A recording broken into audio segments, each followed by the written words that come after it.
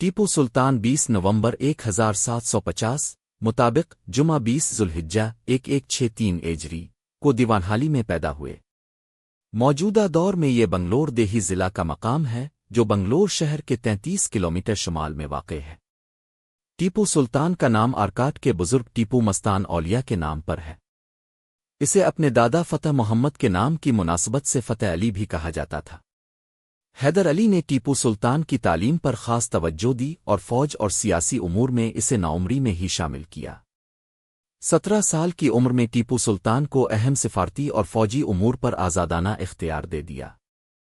اسے اپنے والد حیدر علی جو جنوبی بھارت کے سب سے طاقتور حکمران کے طور پر ابھر کر سامنے آئے ان کا دایاں ہاتھ سمجھا جاتا تھا۔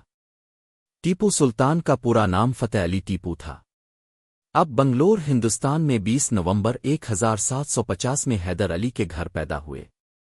اب کے والد سلطان حیدر علی نے جنوبی ہند میں 50 سال تک انگریزوں کو بزور طاقت روکے رکھا اور کئی بار انگریز افواج کو شکست نفاش بھی دی۔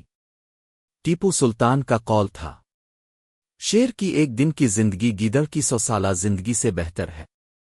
اپنے برطانوی سامراج کے خلاف ایک مضبوط مزاحمت فراہم کی اور برون صغیر کے لوگوں کو غیر ملکی تسلط سے آزاد کرنے کے لیے سنجیدہ و عملی اقدامات کیے۔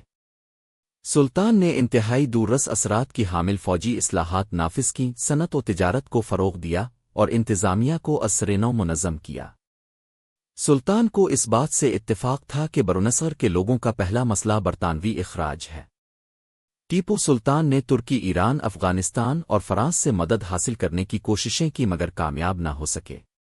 میسور کی آخری جنگ کے دوران جب سرنگاپٹم کی شکست یقینی ہو چکی تھی، ٹیپو نے محاصرہ کرنے والے انگریزوں کے خلاف بھرپور مزاحمت کی اور قلعے کو بند کروا دیا، لیکن غدار ساتھیوں نے دشمن کے لیے قلعے کا دروازہ کھول دیا اور قلعے کے میدان میں زبردست جنگ چھڑ گئی۔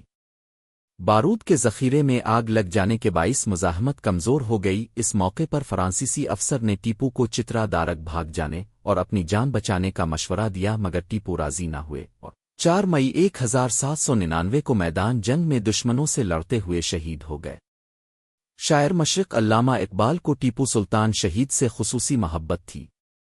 1929 میں اپنے شہید سلطان کے مزار پر حاضری دی اور 3 گھنٹے بعد باہر نکلے تو شدید جذبات سے آنکھیں سرخ تھیں۔